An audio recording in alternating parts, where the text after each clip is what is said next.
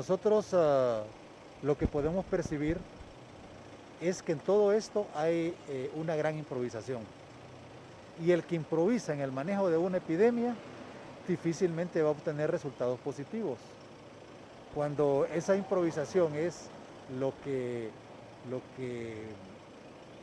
se convierte en una generalidad, pues obviamente la cantidad de casos van a aumentar, la cadena de transmisión difícilmente se va a romper y por tanto cuando eso se da, pues obviamente los servicios de salud se van a abarrotar, pueden llegar a colapsar en determinado momento y ya estamos viendo, por ejemplo, que en el caso del Seguro Social hay una cantidad ya importante de pacientes, incluso en cuidados intensivos, que el Seguro Social pues no tiene muchas camas para cuidados intensivos y normalmente con el resto de patologías este servicio pasa lleno, pero imagínense ahora, ¿verdad?, con los casos COVID.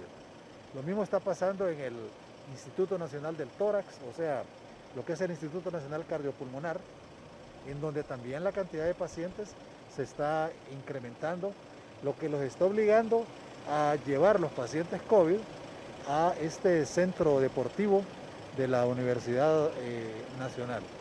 A mí me parece que como se estaba dando la situación en donde prácticamente el epicentro era el departamento de Cortés, más específicamente en San Pedro Sula y en algunos departamentos cercanos como Santa Bárbara, Lloro y Atlántida, pues y se miraba que en el caso de Tegucigalpa como que no era muy grande la cuestión, yo pienso que se confiaron y se confiaron en primera instancia no haciendo la cantidad de pruebas que realmente deben o debieron haberse hecho.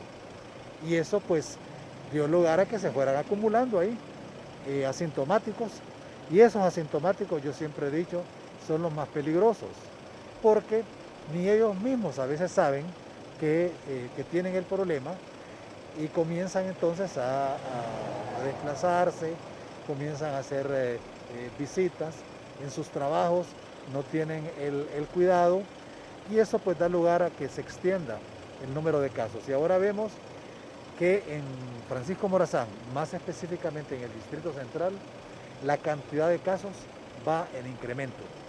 Y esto sí es peligroso, ¿por qué? Porque aquí en Tegucigalpa tiene la característica, usted ve que la mayoría de barrios que están en el área marginal son barrios en donde todas las casas están pegadas, a veces apenas una pared los divide, están en una constante comunicación, en la posibilidad de que la cadena de transmisión se extienda es grande. Y si a eso le agregamos que la gente no está llevando las medidas de bioseguridad que deberían de estar teniendo, pues eso va a incrementar el número de casos. Entonces, en términos generales, si hablamos de la respuesta del sistema de salud, si este comportamiento se va dando de esta manera, tarde o temprano, en unos pocos días, nosotros vamos a tener las instituciones hospitalarias llenas. Eso significa que se genera un colapso. ¿Por qué razón?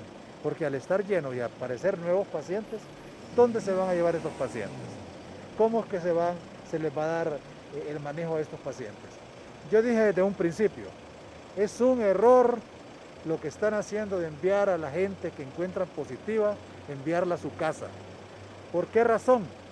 Porque la mayor parte de casas acá en el Distrito Central y en casi todo Honduras son casas pequeñas en donde vive un número importante de personas. Mantener el distanciamiento social entre ellas es muy difícil, porque incluso a veces duermen 2, 3 personas en la misma cama. Estos pacientes debió haberse